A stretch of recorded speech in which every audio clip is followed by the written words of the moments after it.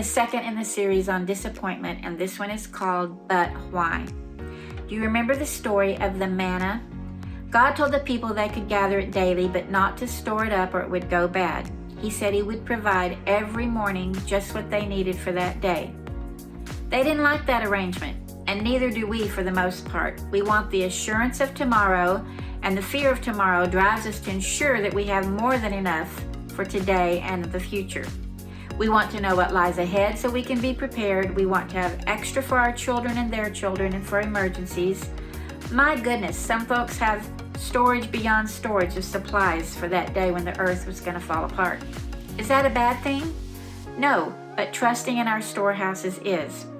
So let's look at this story with fresh eyes, because the root of wanting extra and not what God gives us today is rooted in questioning God's ways and asking, but why? The provision of manna was prefaced by the complaining of the people that they had more to eat back when they were in slavery, and an accusation at their leader Moses that he had brought them out into the wilderness to die, without meat, without provision. God heard their complaining, and in Exodus 16 he says, I will rain down bread from heaven for you. The people are to go out every day and gather enough for that day, and in this way I will test them and see if they'll follow my instructions. There was going to be provision from God's hands, but the people would have to gather it, and they were not to gather more than one day's serving. In verse 20 it says some people paid no attention to that directive and gathered more than they were told they were supposed to, and manna ended up having maggots in it, and it smelled horrible. They were the ones that said, but why, to God's provision and his ways. Why couldn't they gather more? There was certainly plenty on the ground, so God's instruction was just silly. Why couldn't they store it up? God might decide not to give them manna tomorrow. They wanted to be prepared. But it says that they were given manna for 40 years. Have you ever questioned God with a but why? Why do I have to love that neighbor that wronged me? Why do I have to forgive when what they did was unforgivable? Why do I need to give when they don't deserve the gift? Why didn't I get a bigger raise like I asked for? We are just like the folks in this story. God's word is full of promises for today. In fact, the Lord's Prayer has an entire line devoted to this topic. Give us this day our daily bread is what we're to pray for. But why?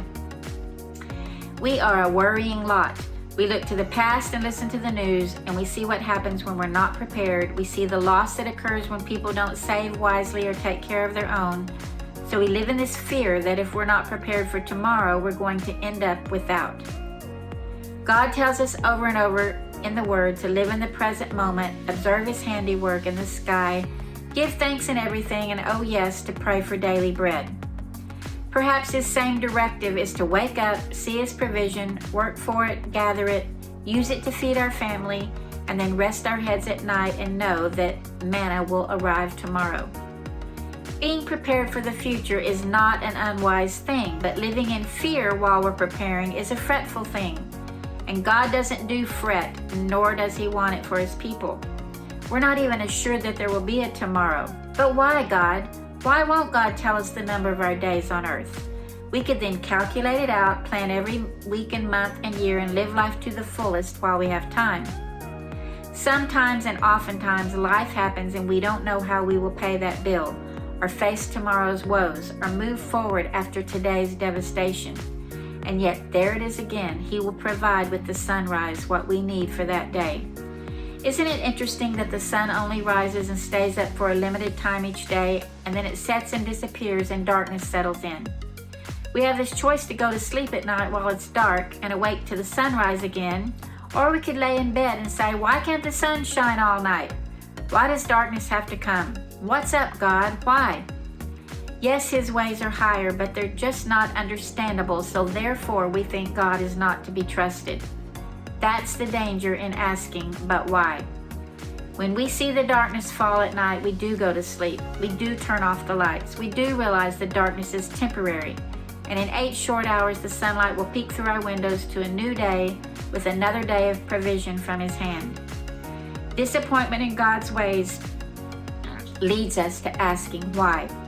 And continually asking why leads us to thinking our ways are better. and thinking our ways are better instigates work on our part to do better than what God directed. And that always leads to maggots and foul smells.